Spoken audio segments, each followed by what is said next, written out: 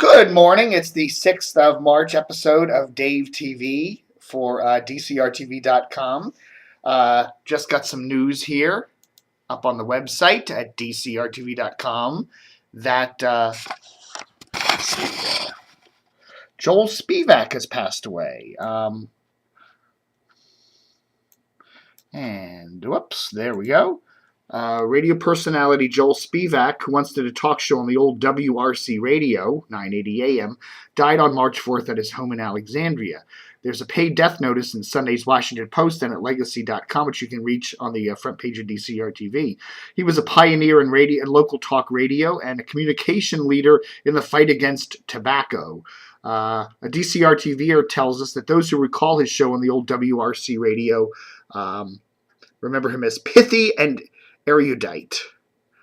So there we go. That's a logo for the old station.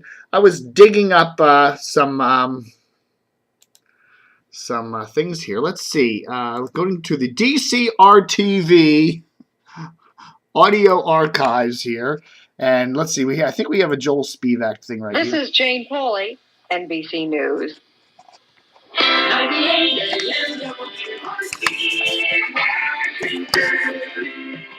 How do you do? This is Joel A. Spivak speaking. Now, at the suggestion of one of our listeners, we're going to talk. Okay, that's that. And then let's listen to some other WRC stuff. This is when they were a rock top 40 station. WRC, Washington, the rock of the capital.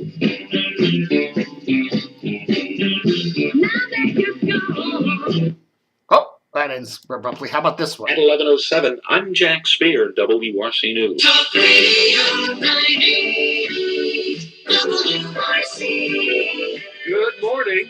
It's Talk Radio 980 WRC. Joel A. Spivak speaking, is usually here at this time slot, but he's on vacation, and we've been given the opportunity to fill in. I'm Jamie McIntyre from Channel 9's Capital Edition, and with me is Eyewitness News reporter Dave Statter, and we're old friends, too, as well. Worked together in radio for a long time, dabbling in it Wow, today. Dave We're on our Statter. bonus hour, no guests, so we really have to come through. We're in big trouble, but Wow. Let's see. I'm clicking on some. Let's see what we got here. Listen to this one. WRC, WRC-FM, Washington. Well, that's a little older. That's from 1972. WRC had a long and colorful history in the Washington area. It was a top 40 station for many years, and then it became one of NBC. Remember, NBC did that news and information service back in the mid 70s. It became that for a while. And then it became a talk station for a while and had people like Joel Spivak on it and stuff like that. And then NBC eventually sold the station and it became WWRC. And eventually had I believe it continued on with the talk format for a while. And it eventually went into stuff like easy listening, kind of golden oldies, played that for a while. And eventually the station got sold.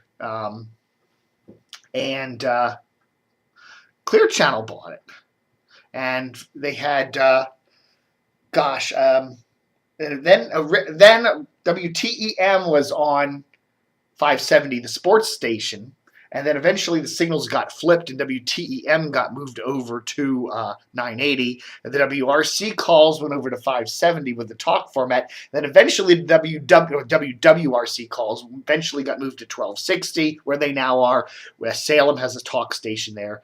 570 is a sports station. Dan Snyder now owns 570 and 980. WTEM, ESPN 980, his main sports station, and then he has another sports station on 570. So the SPAZ, WSPZ. Some interesting stuff there.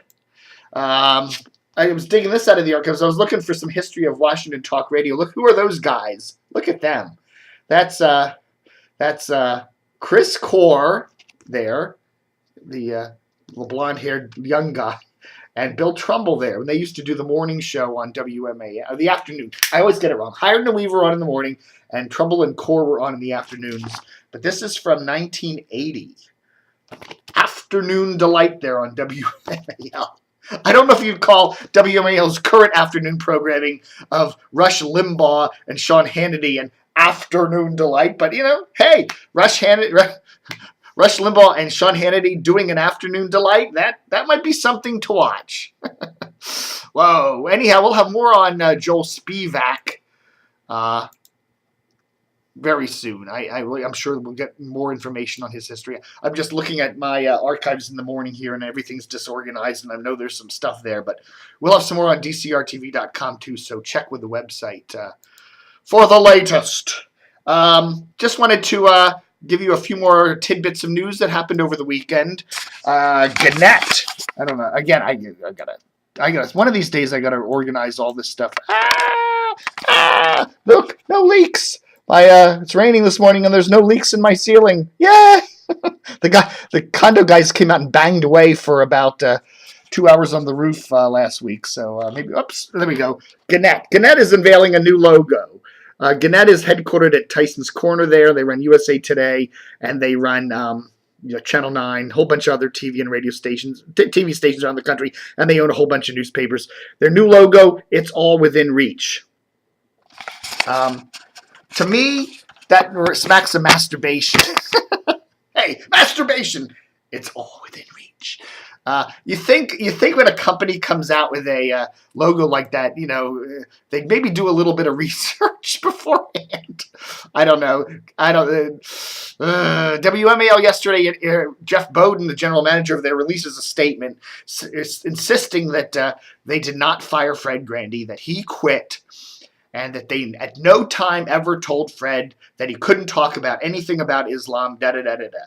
So I think WMAL is a little concerned that the story is going viral. Drudge picked it up. It's been all over the righty media.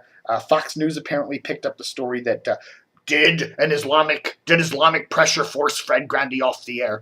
I think if we sift through everything, we can figure out that Fred hasn't been happy at WMAL for at least a year. Remember we reported in 2010, or spring of 2010, about a year ago, there was a whole consternation going on with Andy Parks and Chris Plant and Fred, and the schedule was changed every week for a couple months there. Ever since then, Fred hasn't been happy there, and he's wanted off the station, and I'm pretty sure WMAL never told Fred what to say or whether he could or couldn't talk about things, but I think WMAL didn't like Fred having his wife on all the time. I think they thought, okay, that's cute for once in a while, but having her on every day to talk about the same thing is a little much. So I think that, from Fred's point of view, that was his escape clause. He's been wanting out of WMAL, and now by them telling him you can't have your wife on, he's going to play that into a big freedom of speech thing and get off the air. But I think Fred's been wanting off the air for a long time. So we're seeing a whole bunch of variations and spin on the story. So anyhow, no more Fred Grandy on WMAL. They're going to continue with Brian Neiman as guest host for the next couple of weeks, and then probably announce a new morning show. I wouldn't be surprised if we see Major Garrett or Brian Wilson or Tony Blankley or somebody like that named as a permanent host over there. So we shall see. Anyhow, that's Dave TV on a rainy Sunday morning here in Washington. No leaks. Good. Thank you, condo roofing guys. And I'll see you very soon. And don't forget to stay tuned.